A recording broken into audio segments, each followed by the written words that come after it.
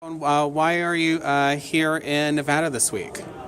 Well, so I've been in Nevada before. Yeah. I joined the campaign back in June, and as an advisor to Bernie, and helped organize this Labor for Bernie, we call it, which is union members and other working class people who are active in the campaign, which has sort of boomed and taken off on its own in many decentralized ways.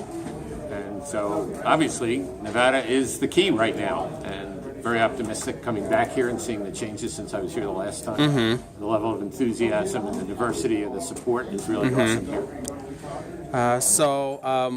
What convinced? What do you think convinced workers in your union, communication workers, to endorse Bernie? His life. So the way I describe it is, I grew up in a row house in Philadelphia with a great grandmother owned the house, and she used to say, "I'll watch your feet, not your mouth," because everybody could talk in the family. And it's the way Bernie has spent his life, and not just with our organization, the communication workers, but with all kinds of people. It's his lifetime of commitment, where his legs have been, where he's walked, and then staple on top of that his commitment on issues and where he wants to help lead our country. Should Senator Sanders get the nomination and then win the presidency, what are you hoping he will prioritize as soon as he takes office? Well, number one, this may sound surprising. I hope he prioritizes building the political revolution, because having spent now a bunch of years in D.C.,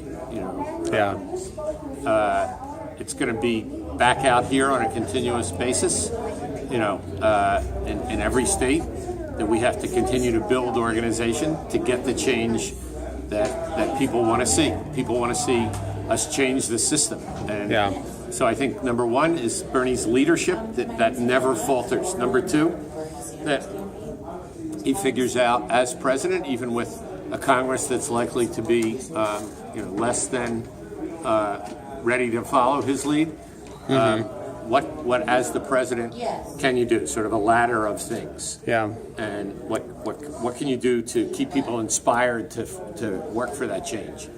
And I think some of that is in the area of immigration reform. Some of that is in the area of looking at the tax loopholes we have and saying to Congress, okay, you don't want to increase the deficit. Look what we can do if we plug up loopholes and support higher education reform and other things that I think the voters care about. And then the political reform. How do we work to get the big money out of politics? How do we build on the legacy of $27, which everybody now knows is the average contribution, that has taught people so much? People said that was impossible. And without any political change, Bernie showed that was possible. I think we have to look for things that we can show are possible without the total reform of the system in order to reform the system. And so do you consider that a strong rebuttal to the arguments that Bernie and his supporters aren't being pragmatic? How on earth can we get this done, especially if Republicans still control a House of Congress next year? Yeah, absolutely. So I mean, further answers to that question would also be in the area of trade policy. The president totally controls it. We've had abysmal trade policy here for decades. Abysmal is the only word for it. And I could happy to talk more about why I say that, but that is totally controlled by the White House. And I think you're going to see a total shift, that for the first time we'll have trade policy and not have foreign policy that we call trade policy. And that's all we've had. And as a result, factory after factory. Last week, 2,100 jobs in United Technologies. They're closing to move to Mexico because they can, because they're encouraged to. So, what Barack Obama could tell you if he was sitting here and was direct is that this Congress has frustrated everything he's tried to do.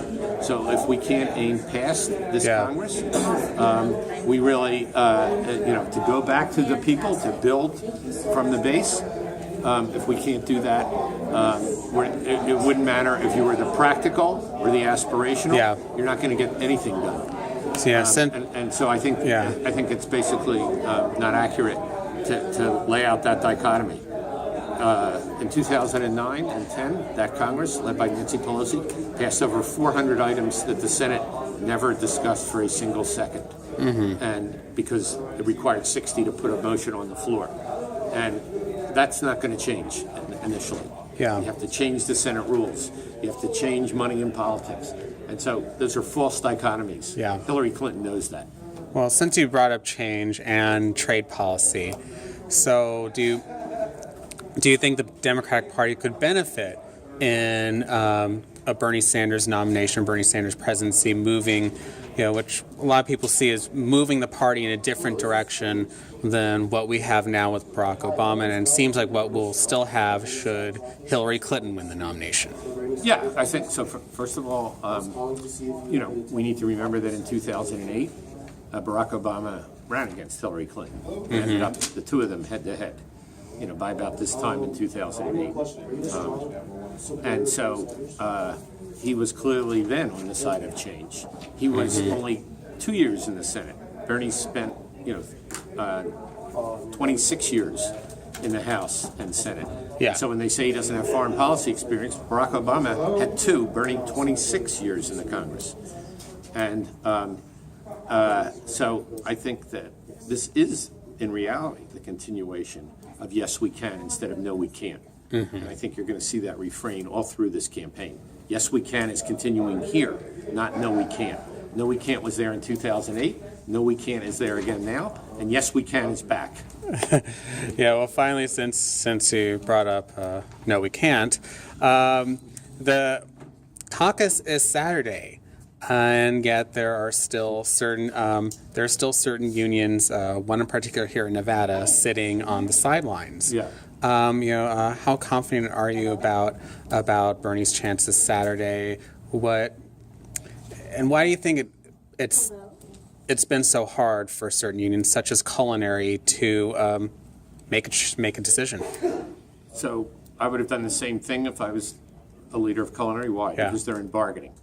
So for a labor union, and you're bargaining with these giant multinationals that run these casinos, the bargaining has to come first. And what they learned in 2008 was that the union got split with Obama and Clinton. The Clintons poured right into the casinos. They had endorsed Obama.